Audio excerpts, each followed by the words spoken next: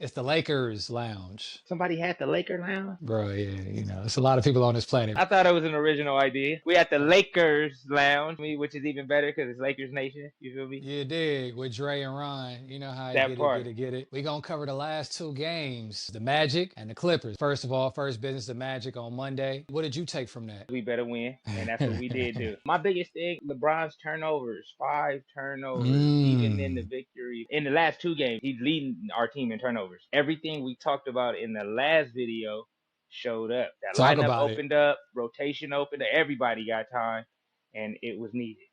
That's It why was this needed. is the Lakers lounge, That because what part. we saying comes to fruition. What the Orlando Yeah. game was, I just took from that is we needed a win. I didn't like how ugly it was, LeBron and his turnovers, but still played a great game. That's still King James. He leads the league in all-time turnovers, but that's what happens when you play 21 seasons and you're the main player on your team the entire time. He also second in assists. You're Also going to have fast. more great LeBron stats than bad ones. I heard what happened, especially in football, is sometimes players say that they may still be able to play a certain game or two or at the level, but the thing is that they say that everything moves faster when you see that it's time to exit out your career. You know what I'm saying? But LeBron is so ahead of the game. Him falling back in the game would still be ahead of everybody else. We're his age. Let's make that clear. His age. Exact age. Exact age. We graduated the same graduating class from high school. It's a bunch of young guns on that team that's feisty. And so what I took from the Magic, that Gabe Vincent finally hit a three. All right, we gonna go with that. Torian Prince played half of the game, not 40 minutes. Only Seawood and Gabe was the only niggas to get points off the bench. That wasn't a good look at the time. We won the game by 3 pretty much. I thought it was 5. No, we lost by 3 because homeboy was damn near about to cry when they missed a shot at the end of the game. Touche. But he missed a shot. We lost by 3. AD had pretty much a great game. D'Lo had 28 and 8, looking like preseason D'Lo, which is a name I never heard before, but it worked out. But we calling him that, yeah, preseason D'Lo. If we got bubble Jamal Murray and bubble AD, playoff Jimmy. P and playoff Jimmy, we whatever. got preseason D'Lo. Preseason D'Lo, guys. I didn't take nothing from the Magic. I mean, they got a bunch of young people that's getting hot. I like a lot of people they have as far as players that can get better. Only person that really did something to us was Gary Harris. Man, he didn't miss enough for the rest of the game. Man, yeah, I know about light. him. That was 14. He was light. Man, 100% from the field. That's all I took from that game. Let's get to the game of the week, which is the Clippers game. 11 straight, finally out the door. If I'd have lost 12, it'd have been a big problem, bro. I'd have been talking problem. With 12, it would just be like, bro, I never want to see them in the playoffs because we ain't never beaten them. We don't like hearing too much about the 12 in here, so, you know. Touche. Last time we beat them, we got a championship. Keep that in mind. Oh, man, that game is a lot to unpack. Let's go over Kawhi and PG combined for 73. Let's talk about it. 73 by 2 dudes. By 2 dudes. Yo, let me tell you, what Kawhi was doing in that first quarter had me thinking like, yo, he got something out on LeBron. He just tortures and goes.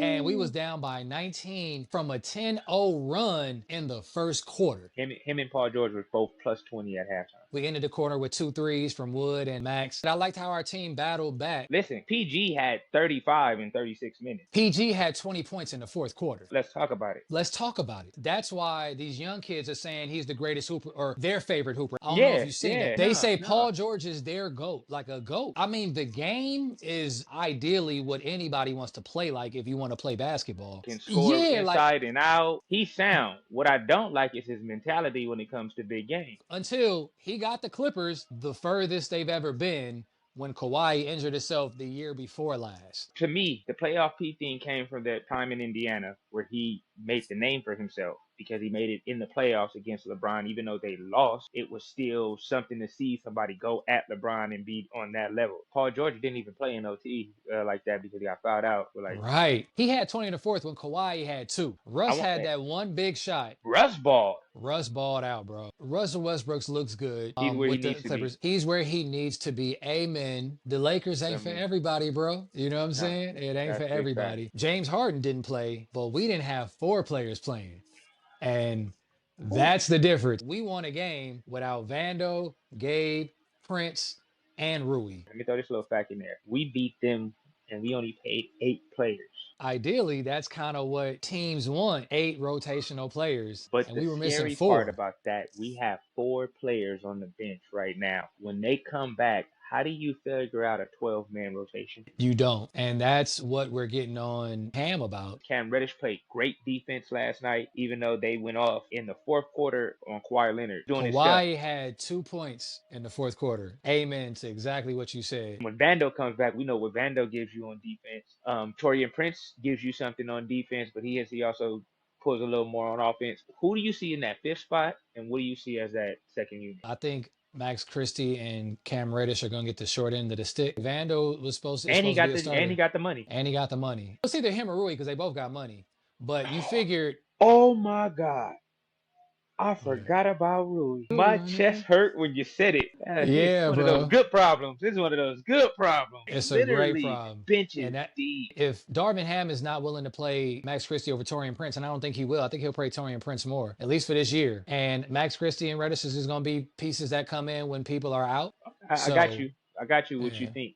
What would you do prior to seeing that 3 big lineup last night that brought us back in that game? I thought Jackson Hayes would get the short end of the stick, but because that lineup was so effective, that's not going to be the last time we see that. I love the way the King responded in the fourth quarter. He got in his midi bag, hit that 3. He didn't shy away from the moment. The King did his thing. I think he had 12 points, 3 rebounds, and 4 assists. The King was the King, and that's what I was saying more so. LeBron is going to pace himself throughout the whole season and the beginning of the games, get everybody in rhythm. And when it comes down to the get down, let me have enough energy to take us home and set y'all up for greatness. Amazing to see that he was 13 for 19 in a young man's game. In a young man's game, bro. Threes was on point. Ooh. Only thing I'm going to say, he was the only problem at the free throw line. It's like 5 for 10, and he shot his second best free throw percentage last year. I was hoping he was going to continue on with that. You know, that's kind of minimal for everything else he's done, and I think that's what you always take with greatness. You take a couple of bad dings with the great numbers he put up. D-Lo had, like you said, had another great game. AD, you know, it's funny because you see the Kobe and Shaq effect. AD was carrying the team more so throughout the first 3 quarters because in the fourth quarter, he had only 2 points, but we didn't really trip on that because our King took us home. And I think that's what the dynamic kind of has to be. See, Woods came along in the fourth quarter. AR finally turned it around. He went 4 for 8 in the second half. He went 50%. He wouldn't be able to do it without people at this time. That's what we need. Everybody needs to come along with him for us to get these type of wins because he ain't going to be able to just carry it all by himself. I had 2 key plays from that game, and they both were by AR. The steal, him and Brian Westbrook in the lob, and the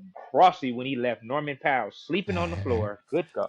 To talk about the people that came with him, AR pretty much took over in overtime as far as setting up stuff. D-Lo only played like a minute and a half in overtime, and C. Wood played the rest of overtime. D-Lo seemed great on the bench, and Christian Woods had that tip jam that sealed the game and had the crowd go crazy. Go wild. And you had to watch that to see that Reddish and Max Christie played great defense on Paul George and Kawhi Leonard, because their stats look like Kawhi Leonard and Paul George was raping the Lakers, especially Reddish in the fourth quarter. Great block on Kawhi. Kawhi didn't even know he got blocked. He blocked. He was like, what? And the other way it was going. And that's the thing is Torian Prince is a journeyman. He's a tradable piece. He will be gone probably next year because we're going to have people that can fill his slot. And Max Christie should be what he is and better next year. In all honesty, and this is just in all seriousness, I do not see a reason for him. He's a tradable piece this year to me. Like, when we got him, I was like, why? But then we got Cam Reddish, and it was just like, okay. I just think they were trying to pan out, like, who was going to be able to do what. Because, see, Cam Reddish has had potential his whole NBA career and never actually flourished. Sometimes players come to the league that are athletic like him and have to learn a role 3-and-D when you got more game than that. But it's not needed on this team. I think they were doing that to see who pans out because we got Beasley and he didn't pan out. And I think we didn't want to get no more bust on the team and we doubled up. And now we can either trade him or let him go next year. I'll give Darvin Ham his little credit. And I hate to minimize that shit, a little credit. I'm going to give him credit